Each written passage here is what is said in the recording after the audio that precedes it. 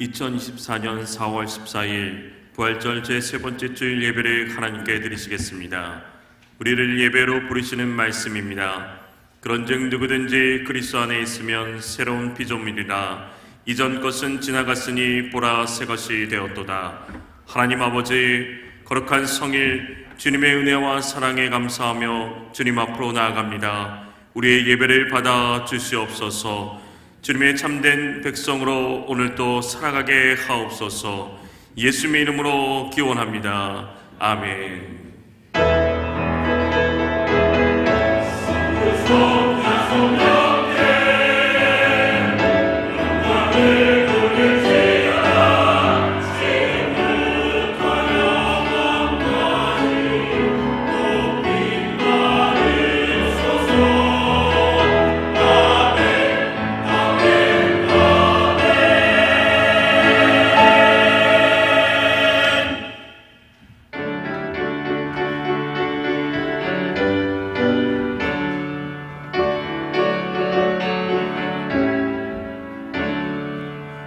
찬송으로 보답할 수 없는 그 사랑 주님 그 영광 할렐루야. 형제 자매 모두 함께 찬송해 주님 그 영광 할렐루야. 하나님의 자녀여 크게 찬송 부르며 맑고 거룩한 길로 기쁨으로 주의 보좌 앞으로 속히 들어가겠네. 주님 그 영광 할렐루야. 우리 받은 주님 은혜 한량 없도다. 주님 그 영광 할렐루야. 기쁜 찬송 부르면서 정극하겠네.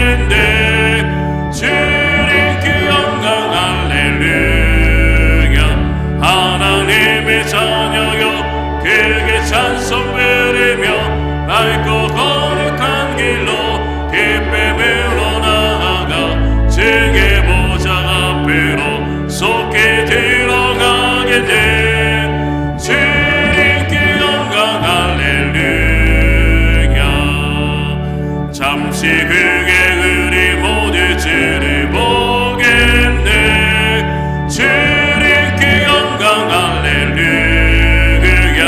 영광스러운 보좌 위에 거룩하신 주 주님 그 영광 할렐루야. 하나님의 자녀여 크게 찬송 부르며 맑고 거룩한 길로 기쁨으로 나아가 주의 보좌 앞으로 속히 들어가겠네.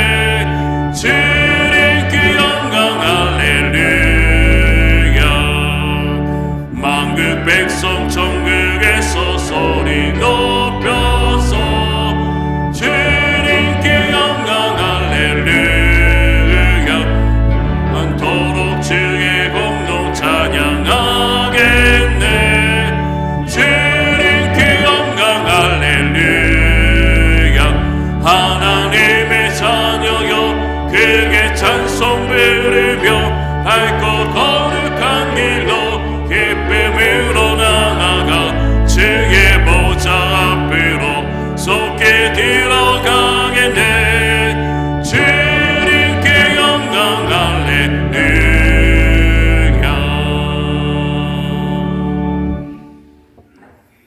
내 영혼아 여호와를 송축하라. 내 속에 있는 것들아 다 그의 거룩한 이름을 송축하라. 내 영혼아 여호와를 송축하며 그의 모든 은택을 잊지 말지어다. 그가 내 모든 죄악을 사하시며 내 모든 병을 고치시며 내 생명을 파멸해서 속량하시고 인자와 긍휼로 간을 세우시며 좋은 것으로 내 소원을 만족하게 하사 내 청춘을 독수리같이 새롭게 하시는도다. 여호와는 긍휼이 많으시고 은혜로우시며 노하기를 더디하시고 인자하심이 풍부하시도다. 자주 경책하지 아니하시며 노를 영원히 품지 아니하시리로다. 우리의 죄를 따라 우리를 처벌하지는 아니하시며 우리의 죄악을 따라 우리에게 그대로 갚지는 아니하셨으니 이는 하늘이 땅에서 높음같이 그를 경외하는 자에게 그의 인자하심이 크심이로다. 동이 서에서 먼 것 같이 우리의 죄가를 우리에게서 멀리 옮기셨으며 아버지가 자식을 긍휼히 여김같이 여호와께서는 자기를 경외하는 자를 긍휼히 여기시나니 이는 그가 우리의 체질을 아시며 우리가 단지 먼지뿐임을 기억하심이로다. 아멘. 전능하사 천지를 만드신 하나님 아버지를 내가 믿사오며 그 외아들 우리 주 예수 그리스도를 믿사오니 이는 성령으로 잉태하사 동정녀 마리아에게 나시고 본디오 빌라도에게 고난을 받으사 십자가에 못 박혀 죽으시고 장사한 지 사흘 만에 죽은 자 가운데서 다시 살아나시며 하늘에 오르사 전능하신 하나님 우편에 앉아 계시다가 저리어서 산 자와 죽은 자를 심판하러 오시리라. 성령을 믿사오며 거룩한 공예와 성도가 서로 교통하는 것과 죄를 사하여 주시는 것과 몸이 다시 사는 것과 영원히 사는 것을 믿사옵나이다. 아멘.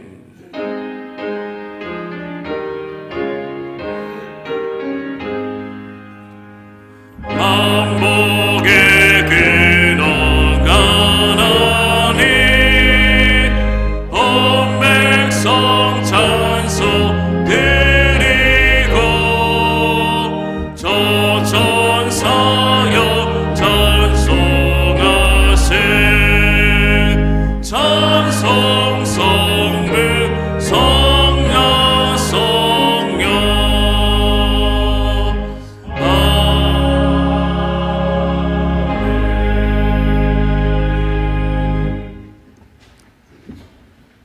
존귀와 영광 받으시기에 합당하신 하나님 아버지, 지난 한 주간도 사랑과 은혜 가운데 지켜 보호해 주시고 복된 주일을 맞아 성전으로 인도하신 하나님께 감사를 드립니다. 오늘 예배를 통해서 주님과 참된 교통을 이루게 하시고 미워하고 시기하고 탐욕하는 마음보다 감사하고 신뢰하며 사랑하는 마음이 충만하게 해 주시옵소서. 죄로 인해 죽을 수밖에 없었던 저희들을 십자가의 보혈로 사함받게 하시고 섭리 중에 다스리시며 때를 따라 필요한 부분들을 채워주시는 한량없는 주님의 은혜에 감사를 드립니다. 이제 따뜻한 4월을 맞았지만 아직도 마음은 겨울은 사람들이 많이 있습니다. 여러 가지 어려움이 많겠지만 한 영혼의 고된 일상과 아픔을 어루만져 주시고 깊은 좌절과 슬픔 속에서도 주님의 계획하심과 사랑하심을 깊이 느끼는 시간이 되게 해 주시옵소서. 교회의 머리가 되시는 주님, 주님의 뜻이 계셔서 이 장소에 귀한 북송교회를 세우게 하시고 주님의 사명을 감당하게 하시며 수많은 어려움 속에서도 함께 하시고 지켜주심을 감사드립니다. 주님의 은혜를 사모하는 심령마다 지금도 교회를 통하여 일하시는 성령의 능력을 깨닫게 하시고 주님의 몸으로 세우신 교회를 찾는 모든 성도들에게 은혜 가운데 체험하며 살아가는 복된 성도들이 다 될 수 있도록 인도해 주시옵소서. 사랑의 주님, 지금 세계 곳곳에서는 전쟁과 기산, 이변 등으로 수많은 생명이 죽어가고 하루하루 불안과 공포 속에 살아가는 사람들이 많이 있습니다. 그들을 기억하시고 불쌍히 여기시며 위로해 주시옵소서. 나라의 흥망성쇠를 주관하시는 하나님 아버지, 특별히 이 나라와 민족에도 은혜를 베풀어 주시고 다윗과 함께 하셨던 하나님께서 모든 위정자들에게도 모세의 지도력과 솔로몬의 지혜를 주시옵소서. 먼저 하나님 앞에 무릎 꿇고 기도함으로써 하나님 말씀 가운데 이 나라의 모든 일들을 잘 해결케 하시고 분단된 우리 민족이 복음으로 연합하여 하나 되는 역사도 이루어지게 해 주시옵소서. 오늘 또 본교회를 위하여 섬김의 본분을 다하는 귀한 손길들이 있습니다. 맡은 자들에게 구할 것은 충성이라고 하였사오니 저들의 수고를 통해서 주님이 더욱 높임받게 하시고 저들의 삶에는 주님께서 이끄시는 복된 일들만이 넘쳐나게 해 주시옵소서. 이 시간 주님의 귀한 말씀을 선포하시는 담임 목사님을 성령의 능력으로 붙들어 주셔서 목마른 우리 영혼마다 생수가 되는 은혜의 말씀이 선포되게 해 주시옵소서. 찬양으로 영광 돌리는 시온 창년대를 기억하시고 부르는 자와 듣는 이 모두가 은혜 받는 귀한 찬양이 되게 해 주시옵소서.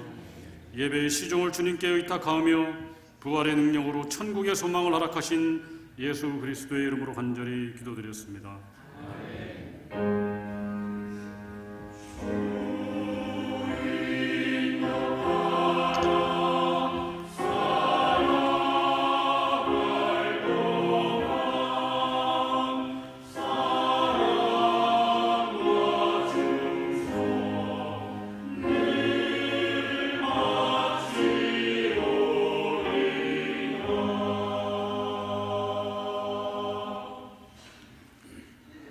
하나님의 말씀은 요한복음 2장 1절에서 11절 말씀입니다. 요한복음 2장 1절에서 11절 말씀입니다. 신약성경 144면입니다. 사흘째 되던 날 갈릴리 가나에 혼례가 있어 예수의 어머니도 거기 계시고 예수와 그 제자들도 혼례의 청함을 받았더니 포도주가 떨어진지라 예수의 어머니가 예수에게 이르되 저들에게 포도주가 없다 하니 예수께서 이르시되 여자여 나와 무슨 상관이 있나이까 내 때가 아직 이르지 아니하였나이다. 그의 어머니가 하인들에게 이르되 너희에게 무슨 말씀을 하시든지 그대로 하라 하니라.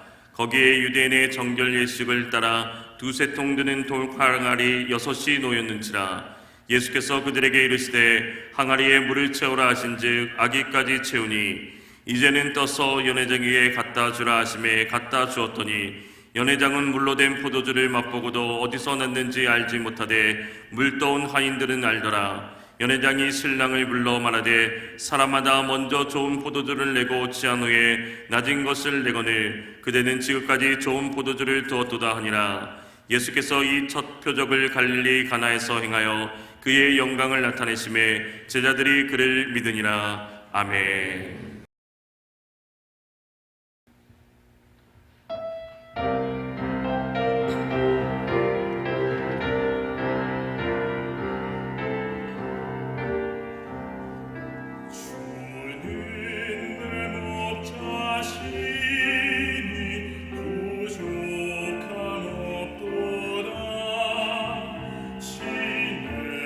푸른 손에 날리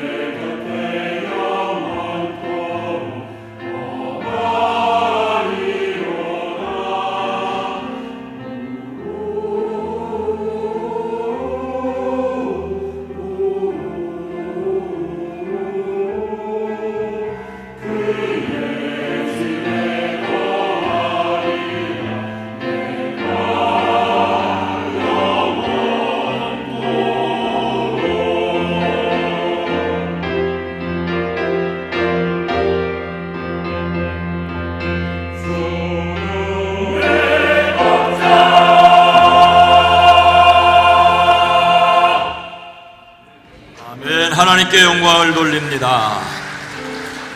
찬양으로 섬겨준 시온 찬양대에도 감사를 드립니다. 박수로 격려해 주시겠습니다. 이 시간 이 예배에 참여한 여러분 모두를 주의 이름으로 환영하고 사랑하고 축복합니다. 우리 앞뒤 옆에 있는 분들과 인사합니다. 주님의 이름으로 사랑합니다. 주님의 이름으로 축복합니다. 오늘도 함께 하시는 하나님을 믿음으로 말미암아 하늘 기쁨을 누리기를 소망합니다. 하늘 뜻을 이 땅에 이루어 가시기를 주의 이름으로 축복합니다. 우리나라 대한민국의 물리학자이자 원자력 전문가이며 과학기술 행정가, 우리나라 과학기술처 장관을 2번이나 지냈고 현 한국과학기술원 설립을 주도했던 분이 계십니다. 이런 분이라면 뼛속까지 과학자라고 할 수 있지요. 이분의 이력이 참으로 놀랍습니다. 소위 엘리트 코스라고 말하는 출세의 길을 지름길로 달렸습니다.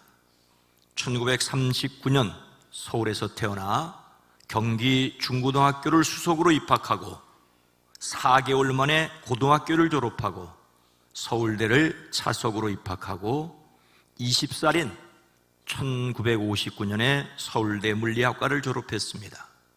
21살에 미국으로 유학하여 24세 미시간 주립대학에서 응용물리학으로 당시 우리나라 최연소 박사학위를 받고 미국 플로리다 대학의 교수가 되었습니다.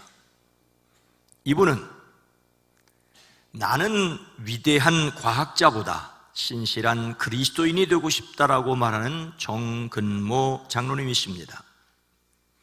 이분이 이런 고백을 하게 되었던 것은 인생의 절망과 맞닥뜨렸기 때문입니다. 국내외적으로 바쁘게 활동하며 그의 명성이 세상에 알려지던 어느 날 그의 10살 된 큰 아들이 만성 신부전증으로 쓰러지게 됩니다. 처음에는 현대의학을 전적으로 신뢰했지만 한계를 느껴야 했습니다. 과학자 중에 과학자요, 최첨단 과학인 원자력을 연구하는 그도 아들의 질병 앞에서는 어쩔 수가 없었습니다.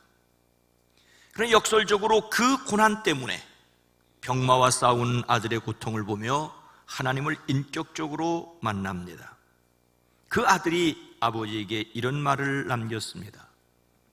아버지, 제가 죽거든 절대로 눈물 흘리지 마세요. 제가 죽으면 축복 기도해 주세요. 천국에 입학하는 것인데요. 죽음을 천국 입학식이라고 표현한 그 아들, 지금은 예수님의 품에 안겨 찬송을 부르고 있으리라는 것이 뼛속 깊이 과학자이자 한 신앙인의 고백입니다. 오늘 말씀은 예수님께서 행하신 첫 번째 기적입니다. 오늘 말씀을 통하여 오히려 인생의 문제를 들을 수가 있습니다. 먼저 1절과 2절 말씀입니다. 함께 읽습니다. 사흘째 되던 날 갈릴리 가나에 혼례가 있어 예수의 어머니도 거기 계시고 예수와 그 제자들도 혼례의 청함을 받았더니, 사흘째 되던 날, 사흘째 되는 날, 말씀 이해를 위해서 사흘 전이 아니라 이래를 거슬러 올라갈 필요가 있습니다. 유대 광야에서 지내며 요단강에서 세례를 베푸는 요한에게 사람들이 몰려들었지요. 예루살렘은 이 요한에게 사람을 보내 그리스도인가 알아보게 하였습니다. 요한의 대답은 단호하였지요. 나는 그리스도가 아니다. 나는 그리스도가 아니다. 이것이 첫째 날입니다. 그리고 그 다음날 요한은 예수님께서 자기에게 오시는 것을 보시고 세상 죄를 지고 가는 하나님의 어린 양이라고 했습니다. 이날이 둘째 날입니다. 그리고 또 다음날 요한은 자기 제자 2사람과 함께 서 있다 예수님께서 지나가시는 것을 보고 그 제자들에게 보아라, 하나님의 어린 양이라고 그리고 그 두 제자는 예수님을 따라가게 됩니다. 이것이 셋째 날입니다. 그리고 또 그 다음 날 예수님을 만난 나다나엘은 예수님을 가리켜 랍비여, 하나님의 아들이시다라고 고백을 합니다. 이것이 넷째 날입니다. 이 일은 남쪽 유대 지역에서 있었습니다. 그러고 나서 하루 이틀 나흘째 되는 날, 세례 요한이 자신은 그리스도가 아니라고 말했던 그날부터 일회째가 되는 날입니다. 엿새 동안 천지를 창조하신 하나님께서 일회째 되는 날 안식하심으로 천지 창조를 완성하신 것처럼 일회째 되는 날 예수님이 어떤 분이신지를 분명하게 드러내 보여주는 사건이 일어났습니다.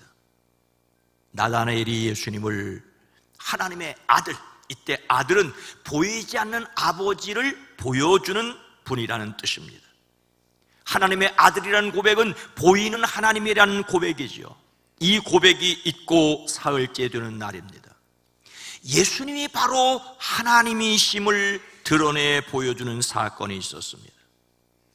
세례자 요한이 예수님을 가리켜 그는 내 뒤에 오시는 분이지만 나는 그분의 신발끈을 풀 만한 자격도 없다고 말한 그 이유가 드러나게 됩니다. 천지 창조하신 하나님께서 일회째 안식하신 것처럼 결혼식이 베풀어지는 기쁨의 잔치자리를 통하여 예수님이 어떤 분인지를 소개하고 있습니다. 세례자 요한이 활동하던 남쪽 유다 지역에 가셨던 예수께서 다시 북쪽 갈릴리 지역으로 오셨습니다. 가나는 북쪽 갈릴리 지역 나사렛에서 20여 리 정도 떨어진 곳입니다. 이곳에서 결혼식 잔치가 있었죠. 당시 결혼식은 적어도 일주일쯤 계속되었습니다. 결혼식에서는 신랑과 신부 그리고 그 가족의 기쁨에 참여하여 함께 먹고 마시는 즐거움이 있었습니다. 인생을 출발하는 이들을 마음껏 축복하는 축제였습니다. 그래서 이 결혼잔치는 영원한 하나님 나라 잔치에 참여할 것을 상징하기도 합니다. 하지만 오늘 말씀에서 그 잔치에 문제가 생겼습니다. 3절 말씀입니다. 함께 읽습니다. 포도주가 떨어진지라 예수의 어머니가 예수에게 이르되 저들에게 포도주가 없다 하니. 여기에서 포도주는 유대인들에게 일상적인 음료였습니다. 물이 부족한 팔레스틴에서 포도주는 오늘날 취하기 위하여 마시는 술의 용도와는 다르게 갈증을 풀어주는 음료수였습니다. 하지만 술이 아닌 것은 아니었습니다. 잔치에서 분위기를 흥겹게 만들어주는 중요한 역할을 했죠. 이것은 잔치에 꼭 필요했습니다. 그런데 그것이 모자랐습니다. 모자란다는 말은 뒤처져 열등하다는 뜻을 가지고 있습니다. 무엇이 모자란다는 말은 다른 사람이나 물건에 비교해서 뒤떨어진다는 말이죠. 포도주가 모자란다면 그 집 잔치는 다른 집과 확연히 비교될 수 있습니다.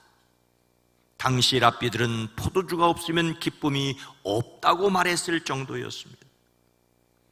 잔치에 포도주가 떨어졌다는 것은 즐거움과 기쁨이 넘쳐야 할 곳에 즐거움과 기쁨이 한참 모자라게 됐다는 말입니다. 비록 일시적인 즐거움이라 하더라도 잔치답게 하는 것이 모자라 잔치라고 하기에 많이 부족하게 되었습니다.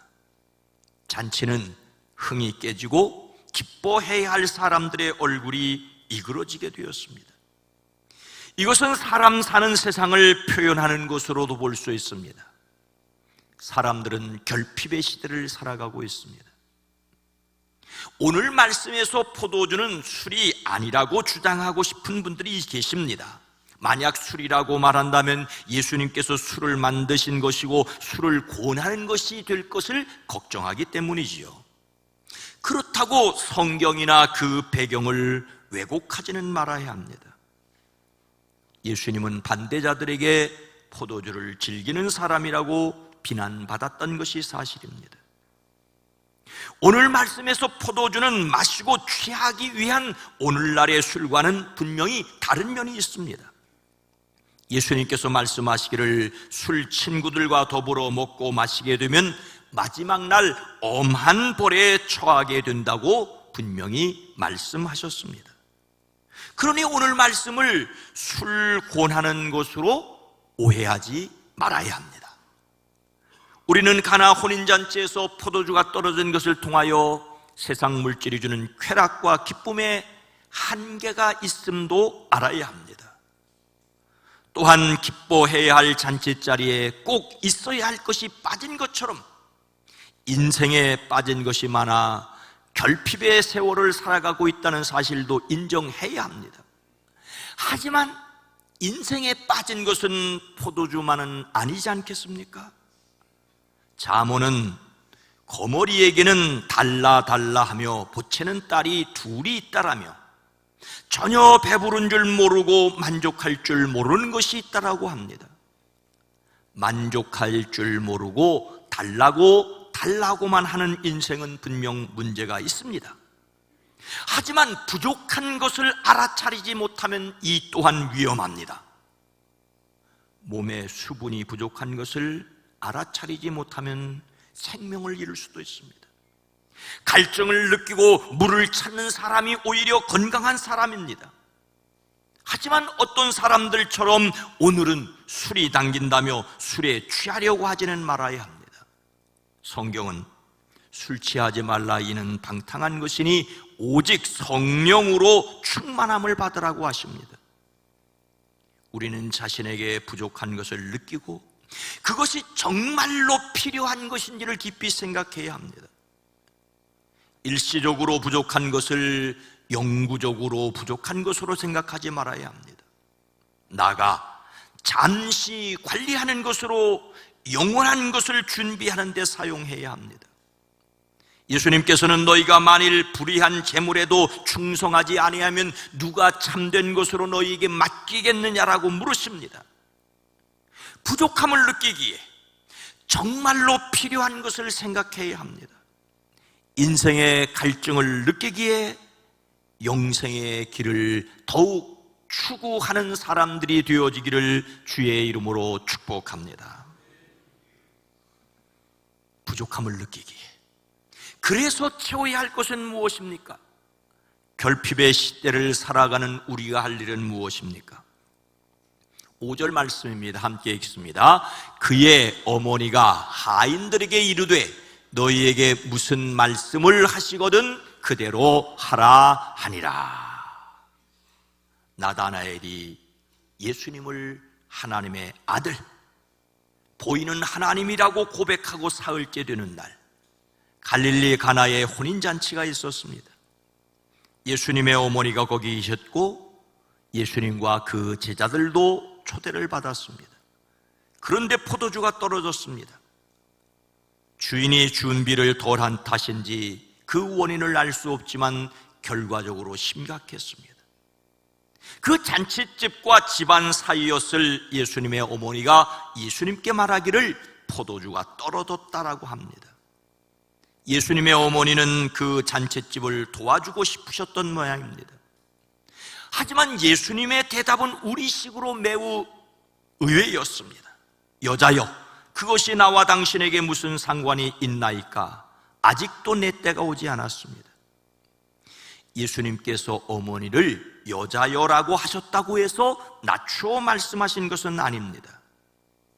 예수님께서 십자가에 달려 어머니와 사랑하는 제자 요한이 함께 서는 것을 보고 어머니께 말합니다.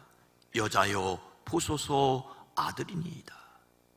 예수님은 사랑하는 어머니를 남 대하듯이 그렇게 부르실 분이 아니셨습니다. 요즘도 그런 말을 사용하는지 모르겠습니다만은 아주 오래전 읍내 다방에 가면 여주인을 마담이라고 불렀습니다. 많은 경우 마담이라는 말이 좋지 못한 인상을 주기도 했습니다. 하지만 프랑스어인 마담은 지혼 여성 또는 지위가 높은 여성, 고위 여성, 여성 전반을 존경하여 부르는 말입니다.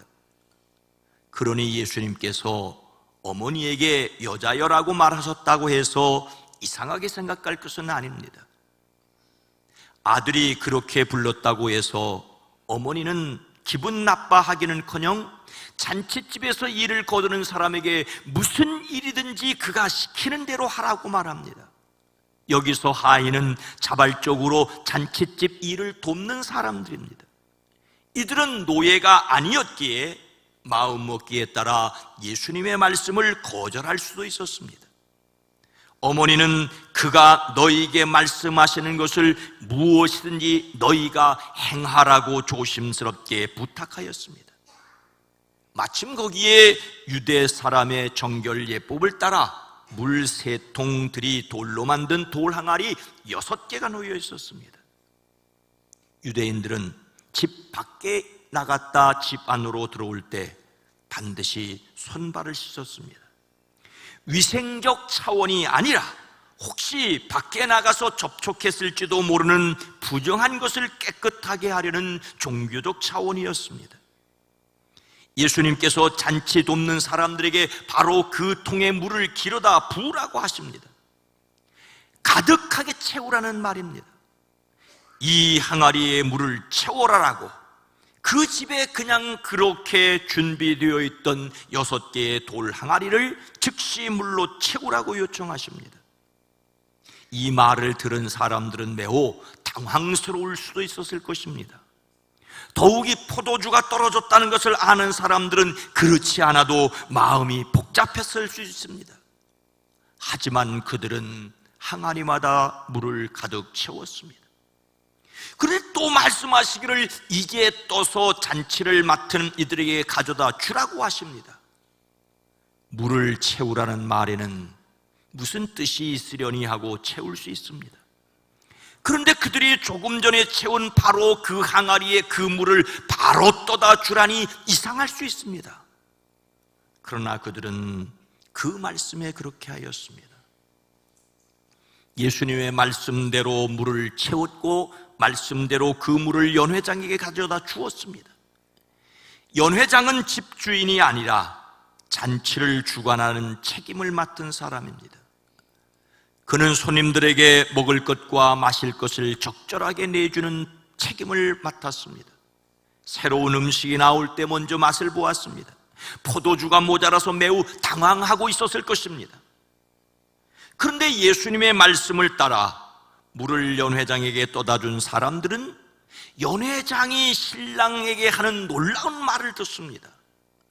누구든지 먼저 좋은 포도주를 내놓고 손님들이 취한 뒤에 덜 좋은 것을 내놓는데 그대는 이렇게 좋은 포도주를 지금까지 남겨두었구려.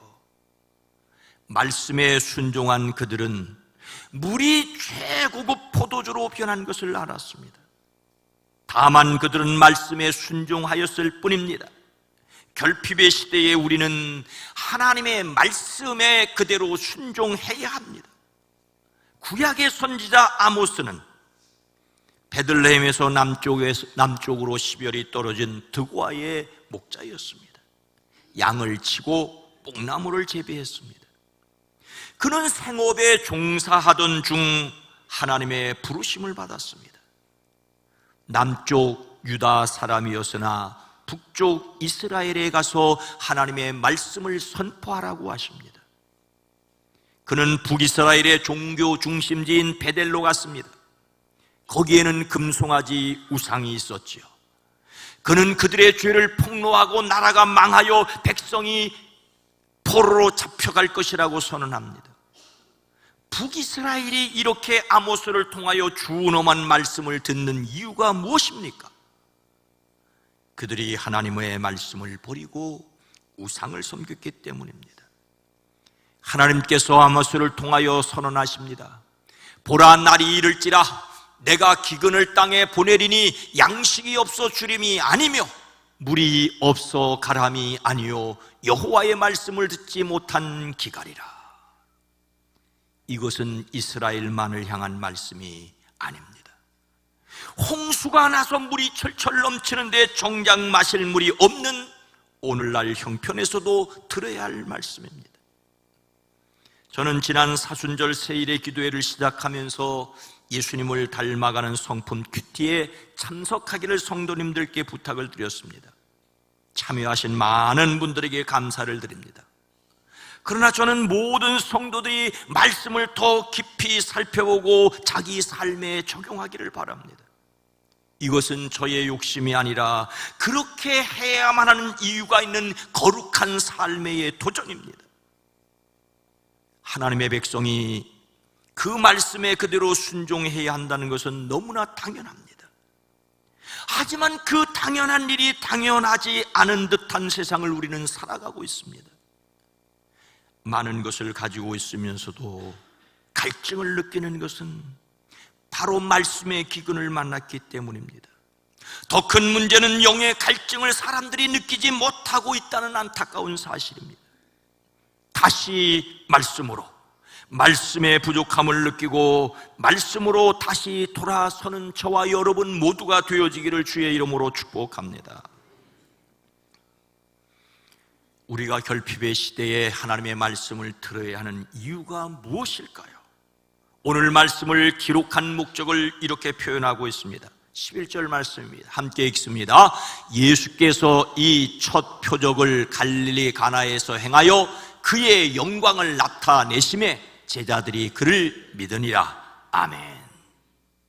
많은 사람들이 예수님께서 가나에서 물로 포도주 만든 기적 그 자체에 주목합니다. 물이 변하여 포도주가 됐다라고 하는 것은 참으로 놀라운 사실입니다. 어떤 분은 맹물이 변하여 마시는 포도주가 된 것에 강조점을 두기도 합니다. 맛 없는 인생이 아니라 맛 있는 포도주가 맛있는 인생이 되어야 할 것을 힘써 강조합니다. 모쪼록 인생은 그래야만 합니다.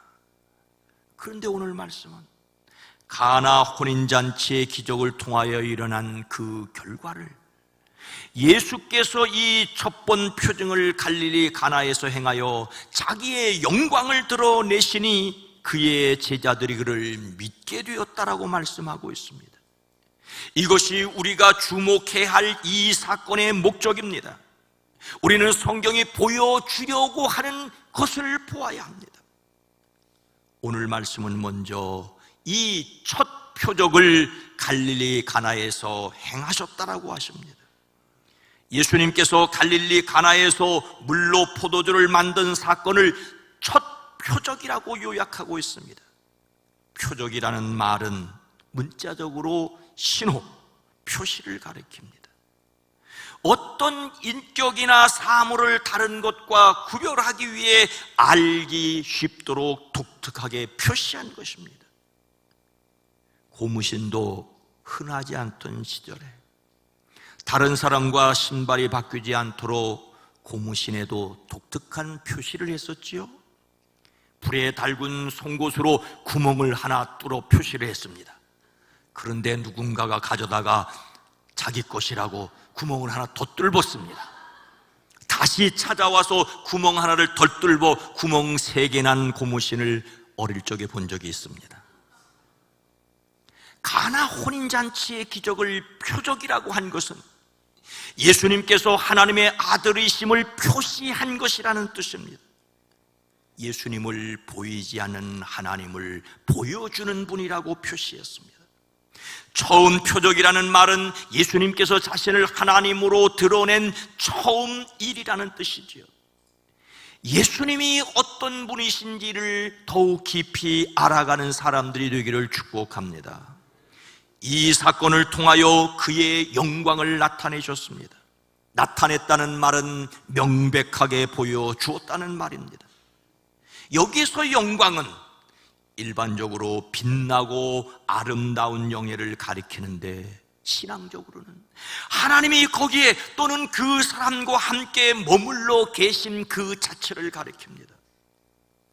놀라우신 하나님이 예수님과 함께 계심이 드러났습니다. 그러니 이것이야말로 참으로 영광스러운 상태이자 가장 고귀한 상태입니다. 석회석이 많이 섞여 그냥 마실 수 없는 그 지역의 물을 그냥 마실 수 있도록 적당히 기분도 좋게 하는 포도주로 만들었다는데 이야기의 목적이 있는 것이 아니라 이로써 하나님이 예수님과 함께 하심이 드러났습니다. 예수님 바로 그분이 그리스도시요 하나님이시라고는 사실이 드러났습니다. 그 결과로 제자들이 예수님을 믿었습니다. 예수님께서 행하신 이 처음 표적의 결과로 제자들이 예수님을 믿게 되었습니다. 예수님과 함께 그 자리에 참여한 제자들은 예수님의 부르심을 믿고 따라온 사람들이었습니다. 그런데 그들이 이 일을 보고 더 확실하고 분명하게 예수님을 믿었습니다. 그들의 믿음이 더욱 성장하였습니다. 세례자 요한은 자신이 그리스도가 아니라고 분명하게 말하였습니다. 예수님을 세상 죄 지고 가는 하나님의 어린 양이라고 증언하였습니다. 그 후 나다나엘은 예수님을 하나님의 아들이라고, 보이지 않는 하나님을 보여주시는 분이라고 고백했습니다. 그러고 사흘째 되는 날 정말로 그렇다는 표시로 가나에 이 표적이 있었습니다. 우리는 나타내시는 영광을 깨달아 믿어야 합니다. 서울대학교 금속공학과를 졸업하고 미국에서 재료공학 박사 학위를 받고 미국 항공우주국 나사 연구원으로 일했던 분이 계십니다. 앞에서 말한 정근모 박사와 다른 분입니다.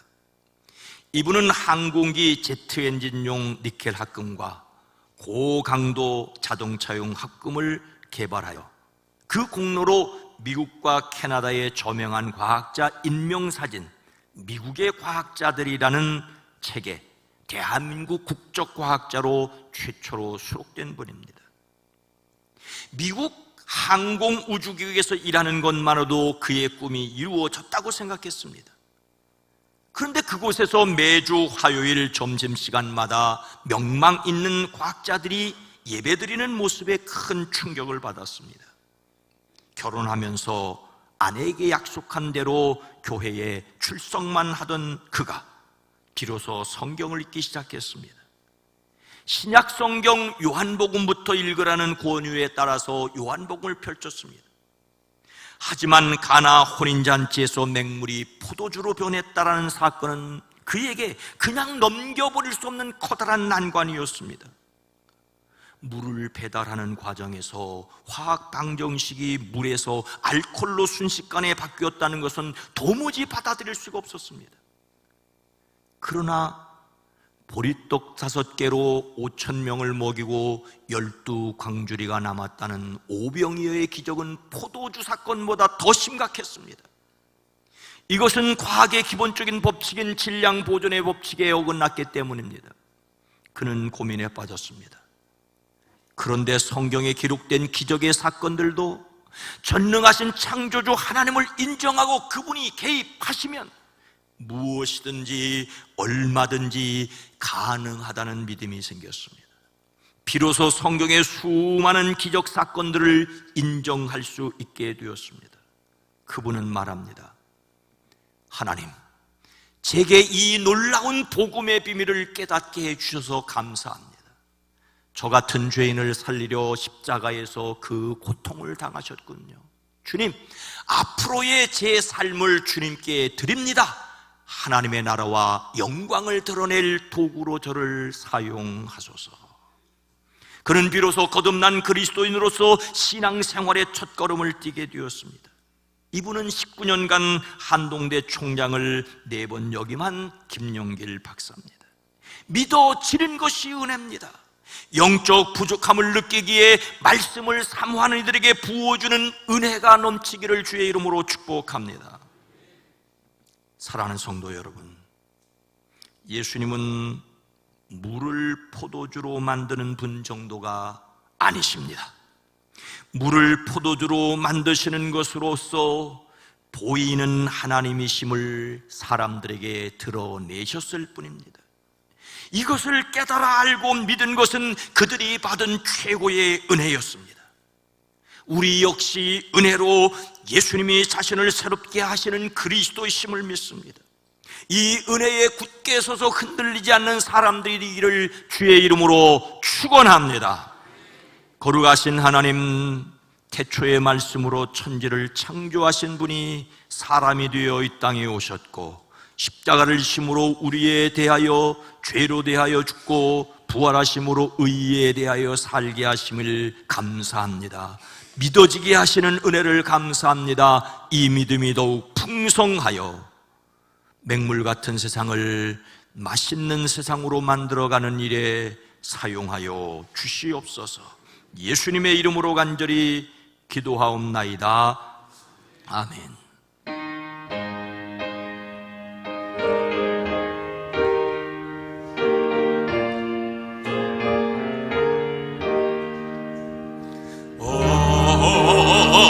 하나님의 은혜로 있을 데 없는 왜 구속하여 주는지 난 알 수 없도다. 내가 믿고 또 의지하는 내 모든 형편하시는 주님 늘 보호해 주실 것을 나는 확실히 아네. 왜 내게 거센 믿음과 또 복음 주소서. 내 마음이 항상 편한지 난 알 수 없도다.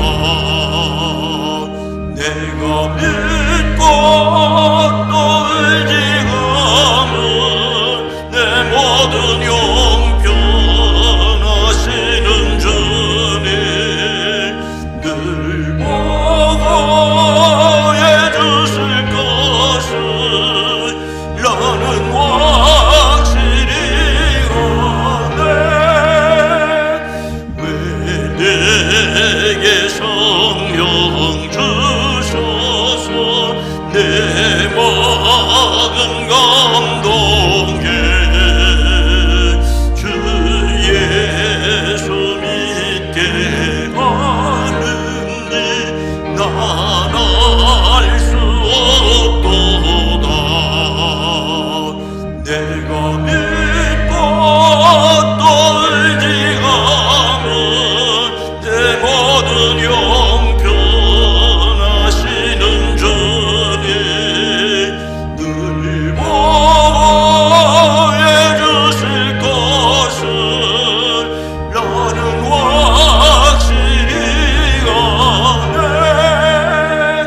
주 언제가 내게 마실지 옥밤에 옥낮에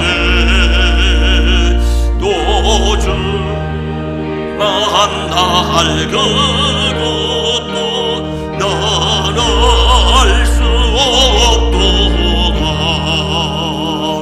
내가 믿고 또 의지하는 내 모든 형편하시는 주님 늘 보호해 주실 것을 나는 확실히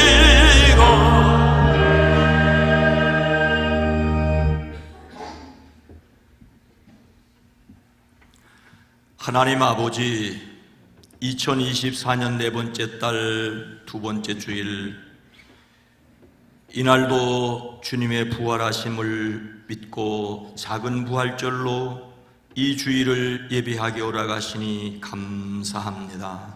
주님, 우리의 시간을 받으시옵소서. 시간도 물질도 주님이 우리에게 허락하신 것을 고백하는 마음으로 이 시간을 예배자로 이 물질과 봉사를 하나님 앞에 드립니다.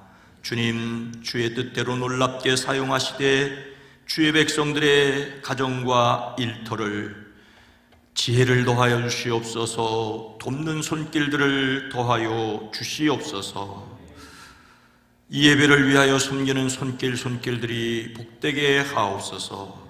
유아유치 어린이부 청소년부 젊은이부 사랑부를 복되게 하시고 섬기는 이들이 하나님의 은혜로 사명을 감당하게 하옵소서. 선교사들과 비전교와 출신 목회자들의 묵양지가 푸르게 하옵소서.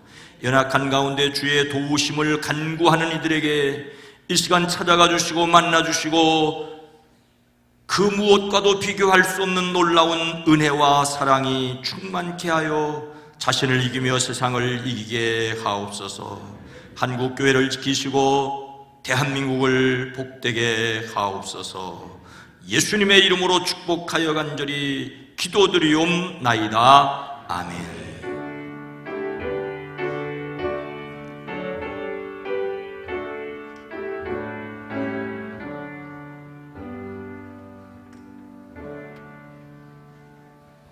여러분 모두를 다시 한번 주의 이름으로 환영하고 축복합니다. 건강한 교회, 행복한 세상을 위해서 기도합니다.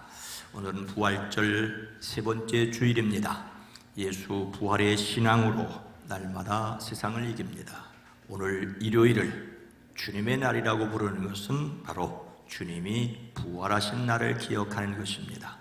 4월의 주제 성품은 진실성, 에베소서 4장 25절이 요절입니다. 함께 읽습니다. 그런즉 거짓을 버리고 각각 그 이웃과 더불어 참된 것을 말하라. 이는 우리가 서로 지체가 됨이라. 아멘. 봄맞이 사진전을 준비하고 있습니다. 봄을 배경으로 한 선교회 또는 속회 단체 사진을 30일까지 보내주시기 바랍니다. 게시물을 참고하시기 바랍니다. 지역 섬김 세미나가 다음 주일 오후 1시 반에 있습니다. 세미나라고 말하니까 나는 머리가 세미나하고는 상관없지. 아니, 오후 예배입니다. 오후 예배입니다. 지난달에 꼭들 참석을 하셨어야 될 일인데 많은 분들이 참석을 못 하셨더랬습니다. 이번 달에는 동탄 평화교회 경기원의 전도대장으로 섬기는 이기수 목사님이 지역에서 어떻게 전도 그 이상으로 섬길 수 있는가를 말씀을 해 주십니다. 또 셋째 주일에 애찬이 있습니다. 애찬을 섬길 지역에 감사를 드립니다. 세례입교식 5월 19일로 변경하여 함께합니다. 예비 교육 및 문답을 한 후에 세례입교식에 참여하는데 미리 사무실에서 신청을 받고 있습니다. 사순절 세일의 기도에 참여하시고 참여표를 내신 분들에게 교회에서 작은 기념품을 준비했습니다. 참여표를 내신 분들은 안내석에서 기념품을 받아가시기 바랍니다. 주보에 나와 있는 순서가 좀 바꿔서 구치소 방문 예배가 이번 주 금요일에 있습니다. 해당 선교에 섬겨주심에 감사를 드립니다. 수원 장안지방회 남선교회 개사회가 오늘 오후 4시에 영화교회에서 있습니다. 남선교회인들은 기억해 주시고요. 지난 경기연회에서 김성인 전도사님이 목사 안수를 받으셨습니다. 축하를 드립니다. 박수 한번 해주시죠. 숙장 야외 모임 또 어르신 야외 모임 미리 계획을 해 주시기 바랍니다. 시간 때문에 미리 말씀을 드립니다. 오늘 기드온과 함께 성경 반포를 위해서 매년 한 주일 우리가 참여하고 있습니다만은 이 일을 위해서 이제 기도원 동수원 캠프에서 참여해 오셨는데 감리교 장로님들 뿐만 아니라 장로 여러 교파에서 정말로다가 뜻 있는 일을 하고 있으니 좀 인사 좀 해주시죠. 자, 이분들 박수로 환영해 주시기 바랍니다.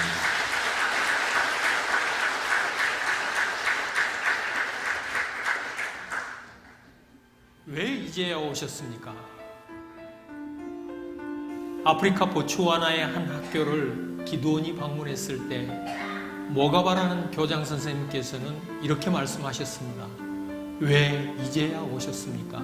내가 학창시절 받은 기도원 성경으로 인하여 예수를 믿게 되었고 6년 전 이 학교의 교장으로 부임해서 우리 학생들에게 기도원 성경을 전해줄 수 있는 날만을 손꼽아 기다리고 있었다고 했습니다. 성경을 받은 학생들이 나와 같이 예수를 믿을 수 있도록 기도해 주시고 보츠와나 모든 학교의 학생들이 성경이 필요하다며 더 많은 성경을 가지고 꼭 다시 와달라고 요청하였습니다. 1899년 창립 이래 우리 국제기도원협회의 유일한 목적은 이 세상 모든 사람들을 주 예수 그리스도께로 인도하는 것입니다. 이를 위해 기독 실업인 및 전문 직업인들로 구성된 우리 기도원들은 함께 모여서 서로 섬기고 봉사하고 그리스도 안에서 성숙한 신앙을 이루기에 힘써 왔습니다. 우리는 성경을 마련하여 일반인은 물론 호텔을 비롯한 병원, 대학생, 중고등학생, 교도소, 경찰서, 소방서, 군부대 등 각 곳에 성경을 배부하거나 비치하고 있습니다. 또한 우리들은 이 한 권의 성경을 적어도 일주일에 1명 이상의 사람들에게 전하여 그들이 성경을 읽고 예수 그리스도를 영접하도록 개인 전도에 힘쓰고 있습니다. 지금은 전 세계 200개국에서 100개 이상의 언어로 성경을 배부하고 있고 지난해에는 하나님의 크신 은혜 가운데 7천만 명이 넘는 영혼들에게 전해졌습니다. 오늘날 우리 시대는 성경을 구하기가 너무 쉽기 때문에 이 한 권의 생명의 말씀이 얼마나 귀중한지 잊고 지나칠 때가 참 많습니다. 그러나 지금 이 순간에도 세계 각곳에서는 많은 성경을 긴급히 요청하고 있습니다. 성도 여러분들께 3가지 부탁 말씀을 드립니다. 첫째로 기도원 사역을 위해서 기도해 주시기 바랍니다. 하나님께서 우리에게 지속적으로 문을 열어주셔서 더 많은 영혼들에게 성경이 전해질 수 있도록 또 전해진 성경을 읽고 예수님을 구주로 영접할 수 있도록 기도해 주십시오. 둘째로 여러 성도님 중 기독 실업인이나 전문 직업인으로서 그리스도의 증인된 삶을 살기를 원하시는 분들께서는 목사님의 추천을 받아서 저희와 함께 기도원 회원이 되어 주시기를 부탁드립니다. 셋째로 성경 제작을 위해서 오늘 성서 헌금으로 동참해 주십시오. 2,000원을 헌금하시면 한 권의 성경이 전 세계 어느 누군가에게 전달되어 그가 성경을 읽고 예수 그리스도를 구주로 믿고 영접하는 놀라운 복음 전파의 역사가 일어나게 될 것입니다. 또한 후원 약정서 작성을 통하여 매달 정기적으로 성경 제작에 동참하실 수도 있습니다. 목사님, 전 세계 기도원 사역을 함께 나눌 수 있는 기회를 주시면 감사드립니다.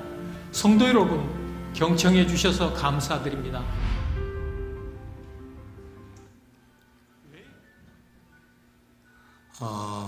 앞에서도 얘기가 나왔습니다만은 2,000원을 헌금을 하면 성경을 반포해서 우리는 정말로 예배당에 좀 점잖지 않은 표현 굴러다니는 게 성경인데 좀 성경이 예배당에서 굴러다니지 않았으면 좋겠어요. 어쨌든 이 성경이 누구에게인가 또 필요하고 또 외국에도 이 일들이 되어지고 있습니다. 그리고 제가 들어서 알고 있는 것은 이때 헌금이 되어지는 일은 오로지 성경이 반포된 일에만 사용하고 다른 활동을 위해서는 회비를 내서 이분들이 하는 것으로 그렇게 알고 있습니다.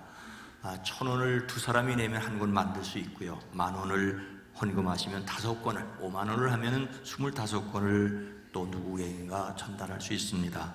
그건 여러분들이 나가시면서 이 기도원 회원들이 자발적으로 헌금 하시면 됩니다. 이 일에 기쁜 마음으로 오늘 준비하지 못하신 분들이 있으면 앞에서 첫 번째 이 성경 반포 사업을 위해서 지속적으로 기도를 해 주시기 바랍니다. 다 함께 일어나셔서 함께 찬송합니다.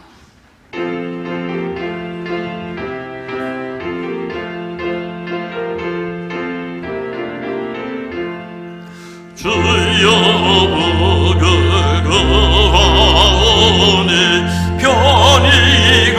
하게 하시고 사람마다 주님께로 이기도록 하시고 광야 같은 세상에서 항상 인도하소서.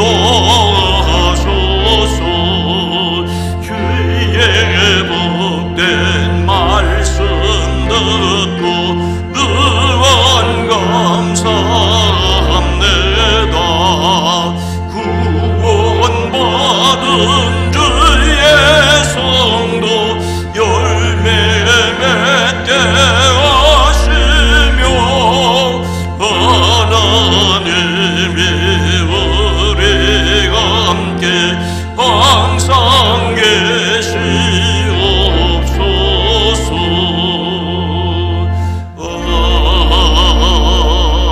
아멘. 보이는 표적을 넘어 그런 일을 하시는 하나님을 믿으십시오. 아멘. 예수님이 새롭게 하시는 하나님으로 믿어지게 하심을 감사합니다. 이제는 우리 구주 예수 그리스도의 은혜와 하나님 아버지의 놀라우신 사랑하심과 성령님의 감화 감동 내주 교통하심이 사랑하심을 입은 온 성도들 위해, 가정 위에, 일터 위에, 성경 반포를 위해, 수고하고 애써 섬기는 기도원 위에, 이 세계 위에 이제로부터 영원토록 함께 계시옵기를 간절히 축원하옵나이다. 아멘.